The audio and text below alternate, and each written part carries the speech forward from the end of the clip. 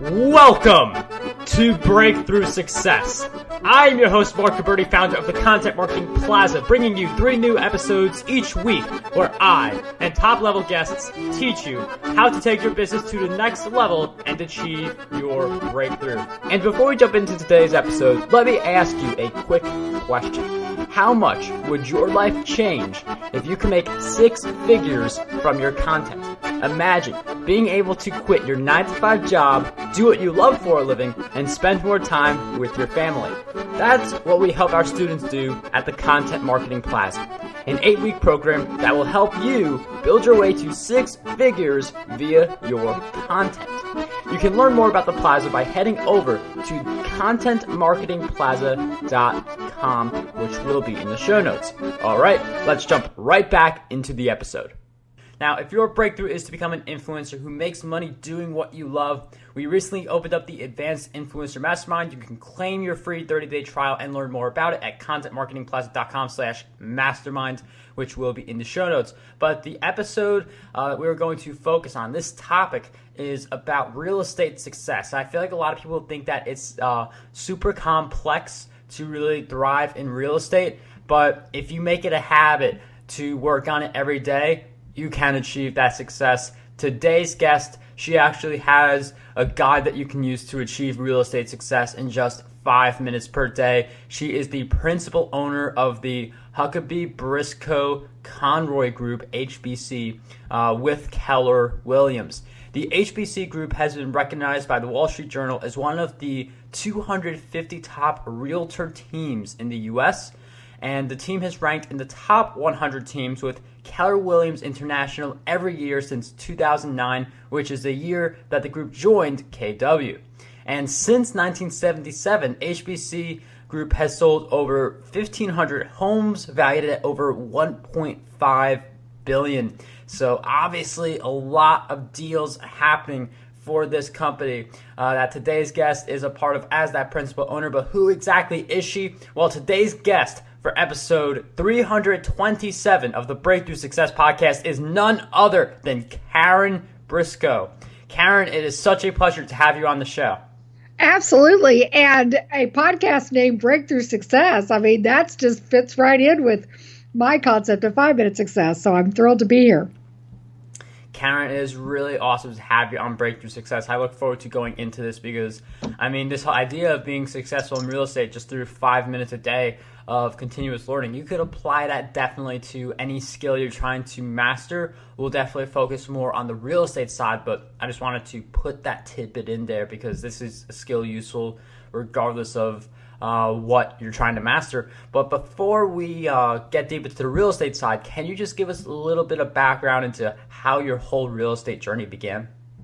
So I had started in commercial real estate out of college and then married, had my children with my husband, 2 kids, and moved to the Washington, D.C. metro region for his career and spent about the next dozen years with primarily focused on being the person at home, taking care of the kids. My husband's career required a lot of travel. So when I re-entered the workforce, I went in on the residential side. I found that it was a great fit because coming from the commercial side, we kind of call that the hard side, you know, the right brain, and then the left brain of, you know, relationships and can be called the soft side of sales. And so I really enjoyed that combination and entered residential in 2002 and met with success pretty quickly for only doing it half-time or part-time. Some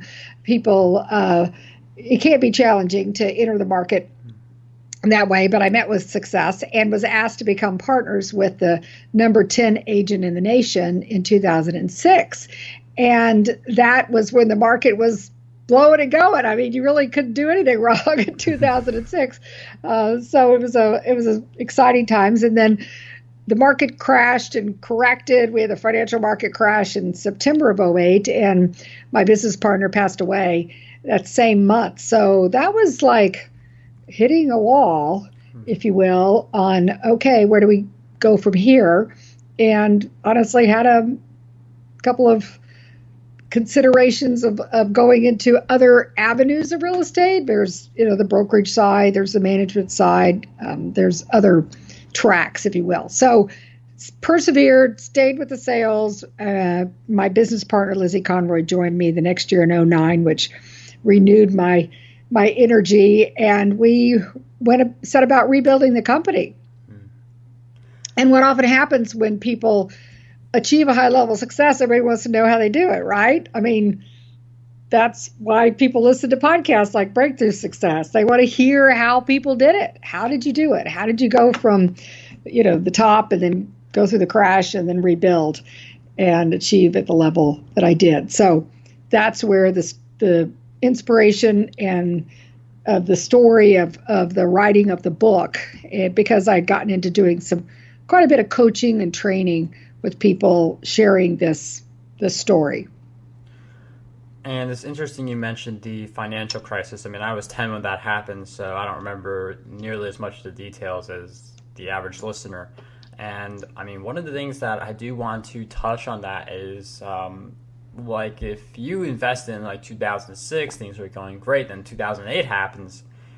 A lot of people just like give up right there because of fear. Like, they don't want to have that happen to them again. Like, we're more afraid of a loss than eager for a potential gain. So I'm wondering if you could share with us like how you stayed with real estate even after getting hit hard by 2008. So the one thing about being in the brokerage or the agent side or the transaction side is it wasn't my money. So, I mean, it's still hard because taking people through that loss is what people in moving usually in transit, they're doing it for transitional reasons in their life, for life events. So most common, believe it or not, are death and divorce, which are not necessarily positive events. Although one thing that it's helpful to help people focus on is the positive side, and that is you get to move on. And so that really became one of our mantras, one of our key, when we were working with people that were going through challenging situations. And when you learn how to take people through a real estate transaction when it's not going to have anything positive in the outcome other than you're moving on, you learn some selling skills, you learn some people skills, you learn relationship skills, you learn empathy, and you learn how to make deals happen even when it's really, really, really hard. So it's actually a great training ground, and people that have been, I had the benefit, I had been in a down or had worked in a down real estate market in Texas when the savings and loan crisis had. So I had some muscle memory. It wasn't the same crisis, and so it required new skills, but it is a muscle that you can build. And it's very, very rare after doing 1,500 transactions where there's nothing that happens. I mean, there's always something that happens, and helping people through that. And there's a couple of strategies to success that I found. One is to not take it personally, to be empathetic, to recognize what someone's going through, and validating that. And there's some scripts you can use to help people to validate that for them, while at the same time helping them move through, because that's the objective. If you stay wallowing in the problem, it's not going to go anywhere. So the objective is to recognize it, help them move through it, and get to a solution. And that is definitely an interesting point, like thinking about what kind of buyer you're getting, like what is the avatar of that individual. And you mentioned a lot of them, it's through divorce or death that these people are looking for a new location. And it's definitely very important to know your audience. And one of the things I'm really interested about is you have this 5-minute daily practice that we can use to achieve success in real estate. And I feel like some people think that like you got to put in like, hours and hours and hours each day. And I'm wondering if you could share like how your 5-minute daily practice works so that we achieve success in real estate. So the 5-minute success came about because I would be doing this coaching and training, and I'd say, really personal and business development has to be a part of a professional's life, because you're only going to achieve to the level that you have capacity.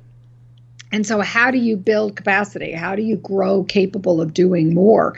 Because if you just keep doing what you've always done, you're going to eventually go backwards at some point. I mean, because the world changes, whether you're ready for it or not. So I think about all the changes that have happened in the industry just since I've been in the profession. So the idea that you're moving forward, well, what was paralyzing so many people was like, I don't have time. And it really is a reason, an excuse, a cop-out, if you will. But at the same time, I was like, okay, but can you invest 5 minutes a day? Because starting small and building up is a proven method for habit formation. There's a book that's about the Japanese Kaizen method, about one step at a time. And what happens is when people develop good habits, like you talk about productive habits, then they start to experience the benefits of it. And when you do, then you realize it's worth investing in. So the idea was to get people focused on creating the habit and doing it every day. And then they would find that they would probably want to do more. The way the book is set up, though, it's designed to be read 1 page a day. Several benefits have come out of that.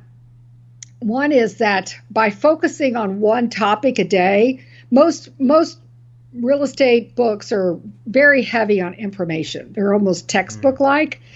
And what would happen, is that people would read that and they'd go, okay, I don't have time to read the whole thing. Where do I stop? I can't remember it all. How do I apply it? You read one concept a day, takes about 5 minutes, then you're more likely to remember it, particularly if it's inspiring, has a message or a story that you're going to remember, then you're more likely to apply it when you need it. And that is what many people have found is one of the benefits of this Kaizen method is that doing it in small chunks. The other aspect of that is there's this law called Parkinsons Law that says limiting and restricting time actually makes us more effective and efficient. So having a lot of time actually can be, not as advantageous as limiting time. So limiting what you focus on every day, but putting that into practice so that then it has a cumulative effect. And it's interesting you mentioned Parkinson's Law.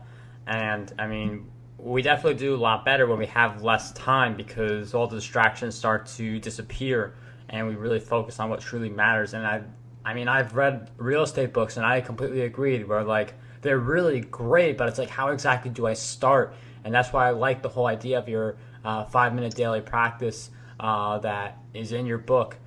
And I mean, it's definitely a great starting point, but when we want to go a little deeper into real estate, like we're applying concepts, we're maybe looking at deals, looking for buyers, stuff like that, how do we balance the time we spend on real estate with the rest of our business? Yes. Well, so the book actually has a structure, even though every day is different, because it is exactly as what you said. I found that there's still basic principles that apply. And so there's key components. The first one is commit to get leads.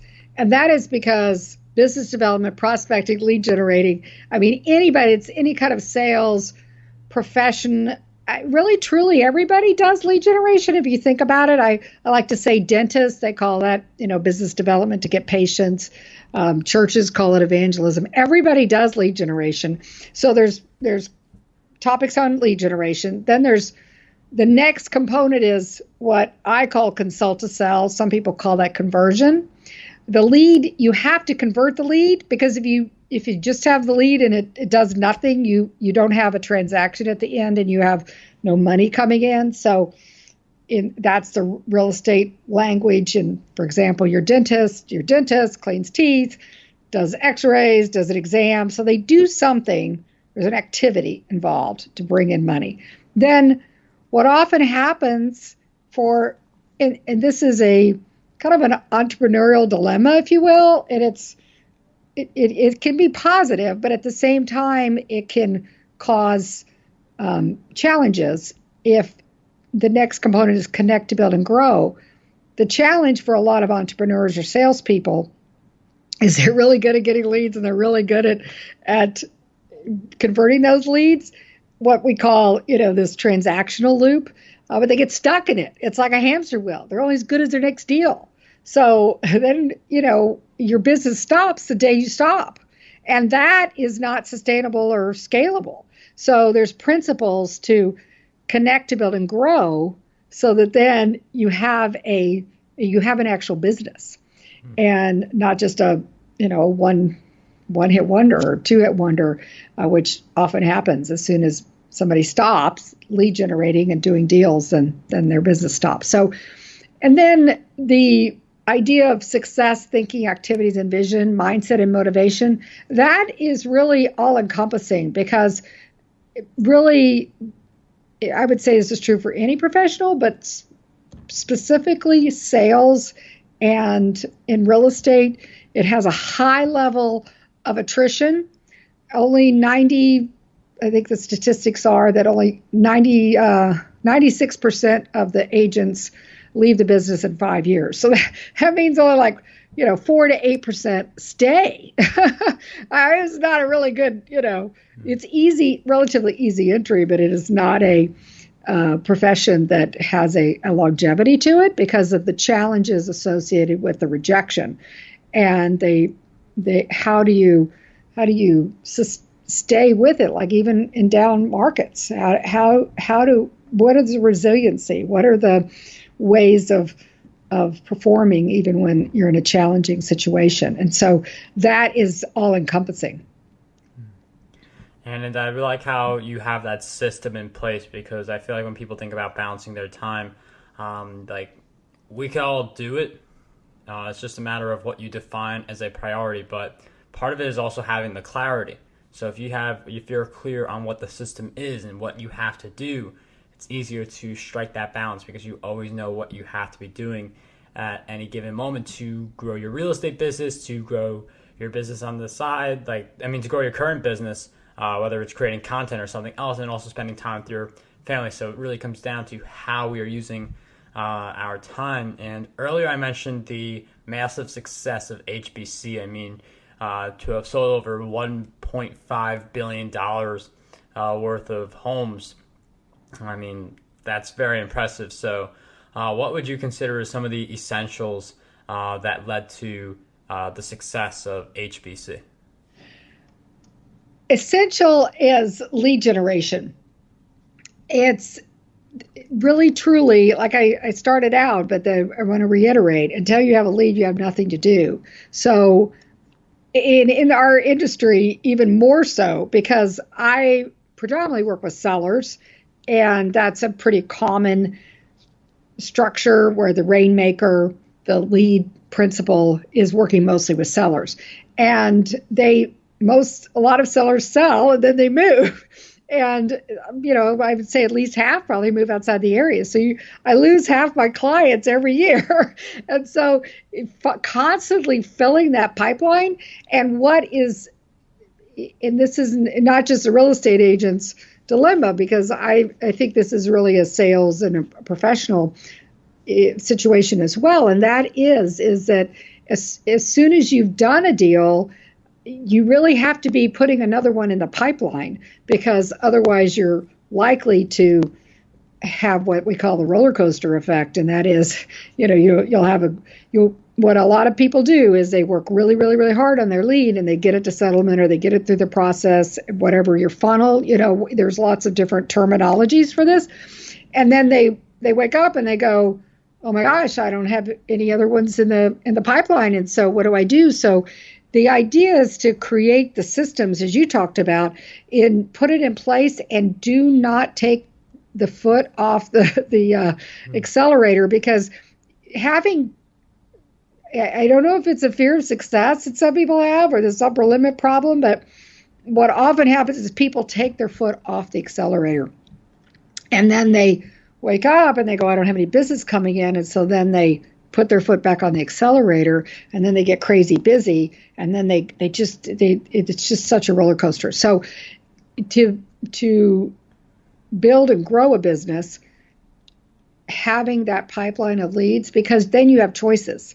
And I would say this is true with any profession, right? Because, or industry or content creation or, internet sales or any kind of, is that when you have more business and you know what to do with, you have choices.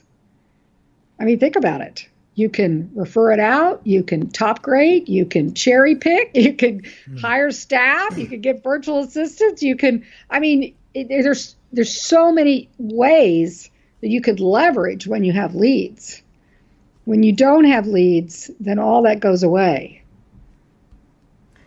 And I really like that focus on leads, because that is how you make the revenue. That is how you make the sale. And I also like how you say continuously filling up that pipeline, because you could get a sale, but then where's the next sale going to come from? And this is similar to how people create a training course or publish a book and they sell it to someone. You got to find another customer for it. Now, for something like the Advanced Influencer Mastermind that I have, that's a monthly payment, so you can get recurring people that way. So then the income's a little more predictable, but still you got to look for ways to fill in that pipeline. And I'm wondering, what is your approach for finding leads who seem like the right fit? So there are many sales trainings that advocate time blocking, and if that's working to success, I would certainly not encourage someone to change what's working for them. But what I find is that time is a non-renewable resource, and people often just piddle that time away, and they go, what happened with that 3 hours, whatever, and nothing has actually happened.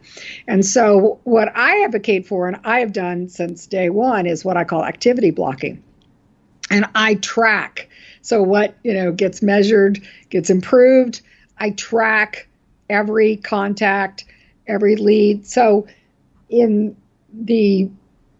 because where the professional can have an impact is at the beginning of that roller coaster, because putting those leads into the pipeline or onto the roller coaster, you have control over that. You really don't have control over the outcome. You don't really have control over how many people sign up, how many people decide they're going to sell this year, how many people decide they're going to buy this year, and then all the other things that have to happen to make those things happen. So what you do have control over is how many people you get into the pipeline. So whatever the activities are that generates business, that's where really the focus I found when people do that. And lots of beauties of activity blocking over time blocking, as I mentioned, the tracking, because I know where my business is coming from. I know where to go back to and generate more business. There's certainly different types of leads and sources that are more effective for me to spend my time and resources on than others. And so I invest in those. And the other thing is I can track to see how much generates so much business. So if I want to increase my business, then I can use those numbers to track how many more activities to do in order to generate that amount of business and hold that accountable, the activities accountable. I also advocate what I call front loading and backfilling, because if I can work ahead, like if I'm traveling or have a lot of podcasts scheduled or speaking engagements, I can work ahead, and I very rarely have this happen where I fall behind, but I have had situations where I've had to backfill. So have way more control over your activities than you do your time. And I really like this idea of just getting really clear on the important things that you have to do with that activity blocking, just getting really clear on what you have to do, when you have to do it, but also what are the different things that I'm doing throughout the day, because you could go into a day thinking that you spent all of your time on your business, and then you take a deeper look at how you're tracking your time, and maybe you spent 30 minutes on Facebook, you spent an hour watching TV. So it's definitely good to do all of those different things. And we've talked a lot about what we can do to get better, but I'm wondering if you can share with us on the other side of that, what do you believe holds most people back from achieving success in real estate? What holds most people back is themselves and their fears. And what I see, and I have to say I've had this happen myself, so I can speak from personal experience, is that people tend to take this personally. And the residential real estate transaction often is a very personal transaction. It's somebody's home. And so there's a lot of emotion associated with it. In fact, there's a scale for the stressors in people's lives, and moving is like in the top 10, but they're almost always associated with another stressor, even if we talked about the challenging ones, the death and divorce, but we also have, the positive ones are stressors as well. Having children, getting married, new job, all of those things will precipitate a move or a transition in moving. And so we're dealing with people that are going through a lot of stress, and recognizing that and retaining your professional perspective and not taking it personally. So the not taking it personally starts with the lead generation, because statistically, I find that it's just very similar to the baseball player in the batting 1,000, or, even the best in the business, 1 in 3 is considered the top pros. It's the same in this business. So in my experience, and I've tracked this for many years and tracked many people, that one person will work with you, one person will work with someone else, and one person, and I'm talking about people people you're lead generating. I'm not talking about the random market. I'm talking about people that you would think would work with you to buy or sell real estate, or people that have contacted you about buying or selling real estate, and you've met with them, and they typically fall in one of 3 categories. And then a third of them will do something later. And whatever that definition of later is, I've had it as long as, 15 years, where people come back to me and said, yeah, remember that house that we were talking about? So that ability to persevere through that and keep your wits about you and keep your own self intact. That's why the investment in yourself, because truly that's your highest investment anyhow, but investing in your own personal and business development, I find, is what takes people first of all, to become successful, sustain success, and then achieve a high level of success over a long period of time. That ability to do that is what I've found. And it's interesting you mentioned that we tend to hold ourselves back the most because, the goals that we have in our minds, the way we perceive something like real estate or growing a big content brand really affects the way we view our work, the way we view that whole journey. And a lot of it comes down to mindset. Now, you have to know how to do it. Like, you wouldn't just go into your first real estate deal not knowing what to do. You wouldn't do something unless you had some basic background, because that always helps. But then it's just a matter of your thoughts and the habits that you're doing. And with habits in mind, I'm wondering, Karen, if you could share with us some of the habits that you would consider essential to your success. Absolutely. I totally agree with you about habits. I have a quote by F.M. Alexander that people do not decide their futures. They decide their habits, and their habits decide their futures.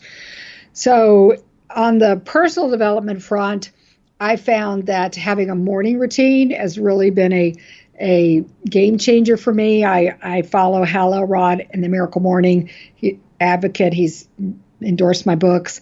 The idea of starting out the day with success. You're going to, first of all, if you begin your day that way, in most cases, it continues throughout the day, but also investing in myself, and that is an investment in myself, and self-care is where I can then have the energy and the drive and the ability to then perform well. Because if I'm not performing well, everything else is not going to go well. So the business is going to be impacted. So I don't know if you're familiar with the Miracle Morning, but it has an acronym associated with it called that follows the word SAVERS. And so the S in SAVERS is silence or meditation. A is affirmations, V is visualization, E is exercise, R is reading, and S is scribing or journaling. They use the S so it fits in the acronym of SAVERS. And then I have people that have this mind block if they don't have enough time, right? We're back to this whole time, too busy to invest in themselves. And I'm like, okay, well, even the SAVERS can be done in 6 minutes. So the idea is to invest in yourself first, because then everything else, like I said, will go better from there.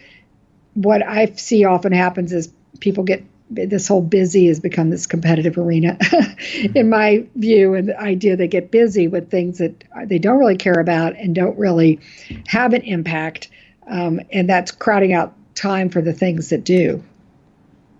And I really like this notion of us investing in ourselves, because most people, they save themselves for last. When you're thinking about money, they pay all the bills, and then whatever's left, they invest in themselves. And the self-care, which is also something Karen pointed out. I mean, it's not just investing money, it's investing your time. So if you cater to everyone else's needs and you're the last one, it's not going to be as good. Not just from a personal standpoint, but that kind of stuff oozes into professional as well. So I really like these success habits that Karen shared. She also shared the book Miracle Morning, which will be in the show notes, along with content marketing secrets and podcast domination. I'm wondering if you could share with us another book that you believe will have a positive impact on this. The book, The Big Magic by Elizabeth Gilbert, she is really well known for Eat, Pray, Love.